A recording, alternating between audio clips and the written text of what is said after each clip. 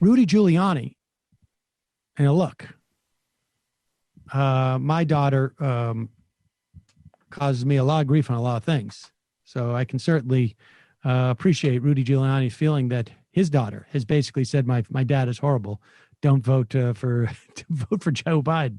So Rudy's having a tough day. And there's reports that came out that the White House was specifically warned by intelligence agencies that there were people who were trying to feed Giuliani false information about Hunter Biden. So he may be feeling a little pressure about that.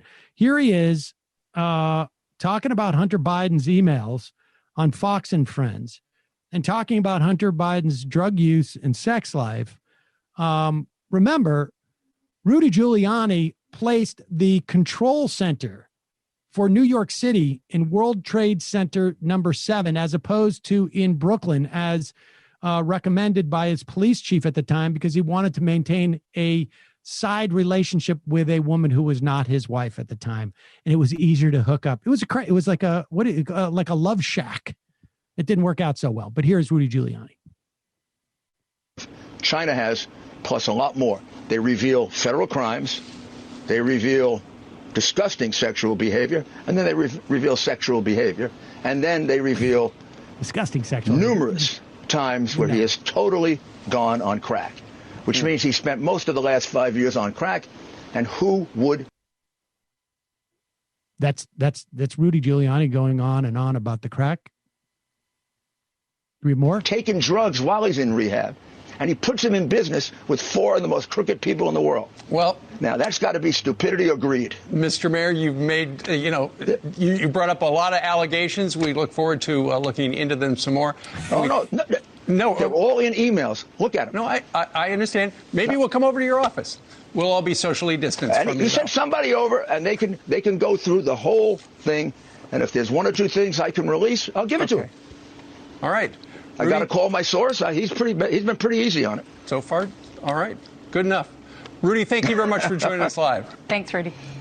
Thank you. So he's got all the emails that are going to blow the lid off this whole question as to whether Hunter Biden was a crackhead for a couple of years, and he'll release them. He's got to check with his source first. Like, maybe you might want to do that before you go on television and talk about these things. I would check with my source, see if I can release them. I don't know.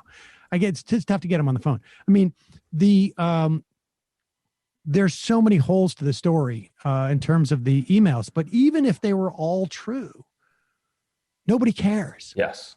It just seems mean. Optically, yeah. How many people in this country have a family member or close friend who's struggled with addiction? Or lost somebody, to like an opioid addiction. And I mean, that's what Donald Trump ran on the first time. And the idea that that's going to sort of make a difference in this instance is fascinating. I mean, the only thing that they have to run on now is the fact that Twitter wouldn't let people share the links. And frankly, I think, I think they have a point. I don't think Twitter should be in that business. I think what we need to do is, because I'm not going to leave it up to Twitter to be sort of a random policers of that. I think what we need to do is institute a, Section 203, scratch that thing and make all of these social media platforms a lot smaller so that they can have actual people making assessments about these on a daily basis, as opposed to some type of algorithm. But yeah, that is one point I brought up yesterday, right? Like, it's kind of biting the right wingers in the ass right now, because they are the ones who wanted the social media companies to be more powerful than the state and control the flow of information in this country.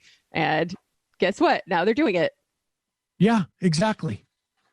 It's just a marketplace of ideas. It's just, it's like, that's the thing, is that they don't understand. I mean, I think like there are times where, I think maybe Tim Pool, I'm not even sure, or others have said, like, we need government regulation over these entities. And it's like, well, yeah, I mean, on some level we do.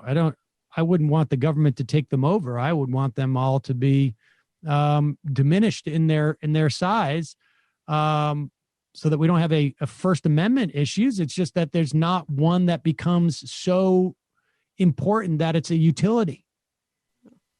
I'd be fine with having a government take them over, but not this government. Well, the problem is if you're going to do that, you don't always get to choose which government it is 4 years later. I mean, a different kind of government, a very different kind of government that does different things for different reasons.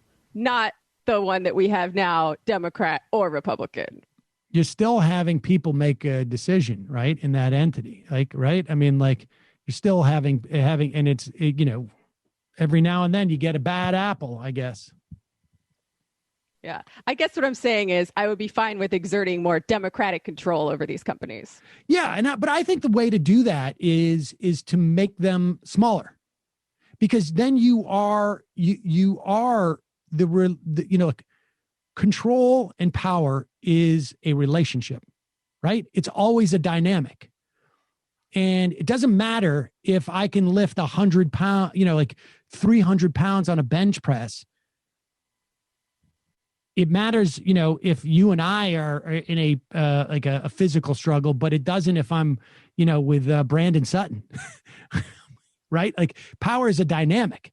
It is not something that is inherent in an individual. It is always in a relationship. And if you make these companies smaller and less, and the body politic is less reliant on them, they are necessarily more subject to democratic control. I feel like we could take Brandon Sutton, but only like all of us put together. Yeah, exactly.